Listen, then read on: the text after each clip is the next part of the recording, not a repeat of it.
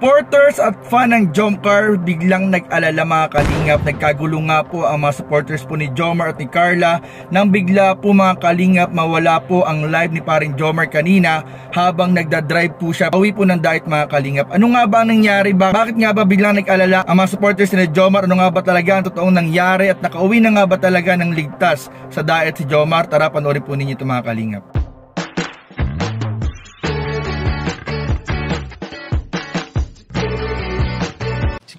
Si Kuya Jens, ano yan, reactor natin yan. Official reactor. Hello mga kalingap! Welcome back to my YouTube channel, Kuya Jens. So kung bago ka na sa aking YouTube channel, huwag niyo pong kalimutan mag-subscribe at click the bell button para like update sa mga bago upload na video. At huwag po natin kalimutan suportahan ang buting kalingap sa panguna ni Kuya Val Santos Matubang, Ate Edna Vlog at syempre Kalingap Rob. At pakisuportahan nga po ang aming mga kasama sa buting kalingap. Nandiyan po ang K-Boys, Kalingap Partner, Kalingap Reactor at lahat po ng charity vloggers sa buong Pilipinas sa tumutulong sa mga kababayan natin na ngayon lahat may hirap. Suportahan po natin lahat guys. So ayan mga kalingap, hindi ko na nga po patagalin mga kalingap dahil marami na po mga kalingap ang nag-aalala kay Jomar. So nalaman po natin na kanina po nag-live si Jomar pauwi po ng Daet. Galing po sa kanilang bahay sa Naga City at bumiyahe po siyang mag-isa mga kalingap pauwi po ng Daet. At habang naka-live nga po siya kanina mga kalingap na nasa bitukang manok na po siya pauwi po ng Daet, ay bigla pong nawala ang kanyang live mga kalingap. Ibig sabihin, andun po naka-play po yung live niya pero bigla po siyang nawala, as in nag-total block po mga kalingap yung screen. As in nag-total block po mga kalingap yung screen habang siya po ay nagla-live mga kalingap. Habang siya po mga kalingap ay nagla-live ay biglang nag-total block po ang screen at bigla pong kinabahan ang mga viewers kanina sa live ni paring Jomar dahil daw po ongoing pa rin yung live pero yung screen po ay total blackout daw po mga kalingap. Kaya naman po mga kalingap, nagkagulo po ang lahat ng GC kanina mga kalingap. Ang dami pong supporters, fans ng Kalingap at ni paring Jomar at ng Jomcar mga kalingap. Ang talagang nagkagulo mga kalingap at kinabahan sa mga nangyari nga po kanina mga kalingap. Dito nga mga kalingap, bigla rin tayong kinontak ng ilan sa ating mga admin para itanong po kung kumusta po at kung nakauwi na nga po ba si Jomar dito po sa Daet mga kalingap. Kaya mga kalingap, agad ko namang kinontak ang ating mga kasama sa K-Boys para itanong kung kasama na nga ba nila si Jomar at kung nakauwi na ba si Jomar ng Daet mga kalingap. Pero para makasiguro mga kalingap ay tinawagan ko na po direkta si Jomar kanina at para malaman po natin, para malaman po ninyong lahat, ay nag-response po si paring Jomar, nag-reply po siya at gusto po niya ipaalam na nakauwi na po siya mga kalingap ng Daet at wala na po tayong dapat ipag-alala. Marami po nag-contact sa akin, as in siguro halos 10 supporters po kanina ang nag-direct message sa ating Facebook page ng Kuya Jens para itanong po kung kumusta po si Jomar, kung nakauwi na po ba, kung nasaan na po ba, dahil marami po talaga ang nag-alala sa mga nangyari kanina mga kalingap. Kaya po ayan po, wala na po tayong dapat ipag-alala dahil pinapaalam po namin sa lahat na si Jomar po ay ligtas, na nakauwi po kanina at ito nga po meron po siyang bagong update na picture mga kalingap. Tingnan po ninyo. So ayan po, wag na po tayo mag-alala sa mga kinabahan, sa mga natakot, at sa mga hindi po mapakali kanina mga kalingap. Ayan, kumalma na po tayong lahat. Okay na po si paring Jomar, nakauwi na po siya ng Daet ng ligtas. Wala po tayong dapat ipag-alala at maraming po salamat sa inyong mga panalangin sa lahat po ng kalingap na patuloy pong iniingatan ng ating Panginoon habang po sila ay nasa biyahe pa uwi po at kung saan sila pumunta sa mga mission. Maraming pong salamat sa inyong mga dasal at panalangin mga kalingap. Kaya ngayong hapon naman ito mga kalingap, para mawala po ang ating takot at makalimutan po natin yung kabang ating naramdaman kanina, panoorin po natin ang ilang highlights sa ating part 24 ng tambalan Jomcar habang hinintay po natin ang part 25 ng kanilang tambalan na muling pagkikita ng tambalan Jomcar. So ano pa hinintay natin? Tara panoorin po natin, bigyan natin reaction video in 5, 4, 3, 2. Ano Carla? Ready ka na ba? Sige po. Relax lang. Okay. Lusin ko ng piring ha. What is this I'm feeling? I can't explain. Ano po yan? Ganda? I'm just not the same without you. Gusto mo ba? Opo. So, Pasok ka. thank you po. Grabe, ganda na ba to? Grabing effort. Kita mo to? Mga pictures natin.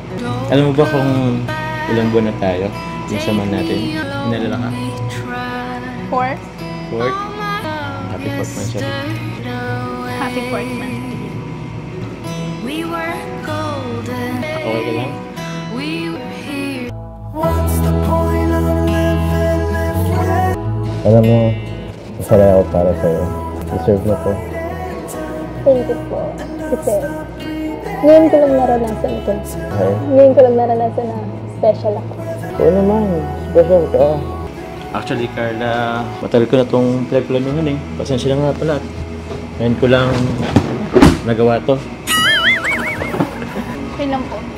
Sobra-sobra pa nga po eh. Buti naman na-appreciate mo kahit medyo late na. Palit na muna po tayo. Dito Bakit? ako sa kabila. Ah, kabila ka? Sige. Seryoso ka? Parang hindi to yung angle ko. Seryoso ka? Parang... Ako, ang bibira. Alam mo naman, ito yung angle na kitang-kita ko, ay kitang-kita yung double chin ko. Naalala mo? Okay lang po yun. Cute naman po kayo. Ano? Opo. Kita ko? Opo. Eh, Carla, nalimutan ko. Gusto ko sanang batiin ka. Happy Valentine's Day. Happy Valentine's Day. Pasensya na ulit ha. Ngayon ko lang din talaga to ulit na orasan. May nag-aya na ba sa'yo lalaki dati na nag-effort tulad dito? Wala po. Wala pa? So ako pa lang?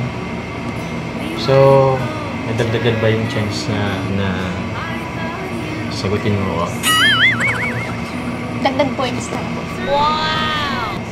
Grabe. Wala naman akong double chin lang. Tingnan mo ako. Tingnan mo, hawakan mo nga. Tingnan mo. What is this I'm feeling? I can't Sige. explain. Sorry ha. Medyo kinakabahan talaga ako eh. May sasabihin kasi ako sa'yo.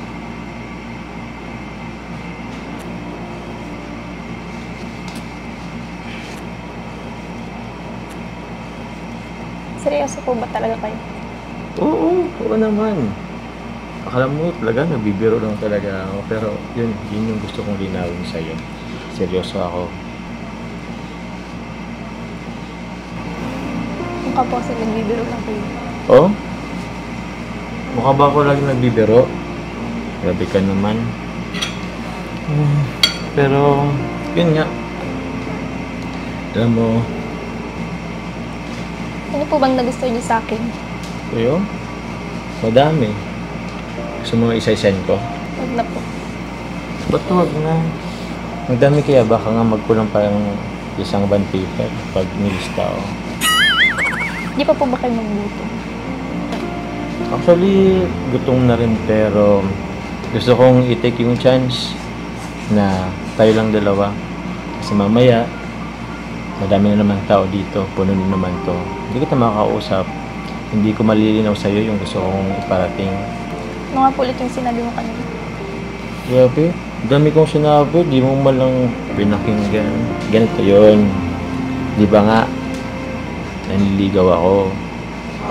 Pero alam ko na hindi ka pa ready. Gusto kong linawin sa'yo na kahit matagal pa yan, kahit umabot pa yun ng 1 taon, 2, 3, seryoso ako. Hintayin kita. I'm falling for you. Actually, sa ngayon po kasi kinakabahan ako.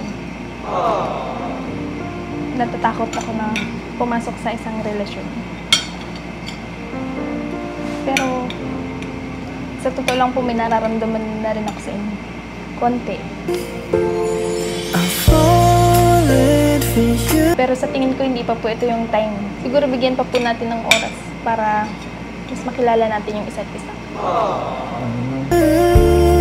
Okay lang yun. Naintindihan naman kita. Pero, actually, sa sinabi mo, may dala akong na-realize. Una, yung may nararamdaman ka rin para sa akin. What's the point of living? Konti po. Willing to wait ako. Pero yun talaga pinanghawakan ko eh. Yung una, yung may konti ka nang nararamdaman sa akin. Huwag mo na kasi pigilan yan. When you Ano mo na kasi, gusto mo rin talaga ako. Sinasabi mo lang mali na mali. Pero, for sure naman, laki ng chance ako sa'yo. Ay, hindi ka naman. Ha? Bakit ako? Grabe ka naman. Pero masarap ha? Ikaw, parang masarap to eh. Na lang po. Ang? Kalingap, grabe po mga Kalingap. Ito po yung episode, ito po yung part ng part 24 kung saan po hindi ko po ito napanood talaga ng live. At ngayon ko lang po ito nakita mga Kalingap dito sa vlog ni Kalingap Rab. Kaya naman grabe, nagulat po ako, grabe pala ang mga nangyaring eksena po sa loob ng kwarto mga Kalingap nung naiwan po si Jomar at si Carla doon para mag-usap ng kanilang mga personal na gustong sabihin sa bawat isa mga Kalingap. At ayun nga po mga Kalingap, ano grabe, talagang mawawala po ang ating takot, pangamba sa mga naramdaman natin kanina pag napanood po ninyo itong highlight na ito, dahil po nagkaaminan na po ang Jomar at Carla natin mga Kalingap, kung saan po makikita po natin na kahit po sila ay matagal na hindi nakapag-celebrate ng kanilang monthsary, ng Valentine's, ng 100k ni paring Jomar, ay humabol po sila mga Kalingap. Maraming po salamat sa lahat po ng sumuporta, sponsor po ng gabing yan mga Kalingap, na kung saan po sila ay nagkaroon ng date at nagkita po silang dalawa mga Kalingap. Grabe po talaga, hindi may paliwanag yung kilig na naramdaman natin mga Kalingap sa ating napanood, at talagang nakakatuwang abangan po ang mga susunod pong detalye at pagkikita po ng tambalang jump car at kung saan nga ba talaga hahantong ang kanilang tambalan mga Kalingap. So yun lamang po mga Kalingap, at maraming po salamat sa panonood. Patuloy po natin suportahan ang buong team Kalingap sa panguna ni Kuya Val, Ate Edna at Kalingap Rab. Maraming po salamat mga Kalingap, at huwag po natin kalimutan mag-like, comment, share and subscribe sa ating mga video. Maraming salamat. God bless. Bye bye.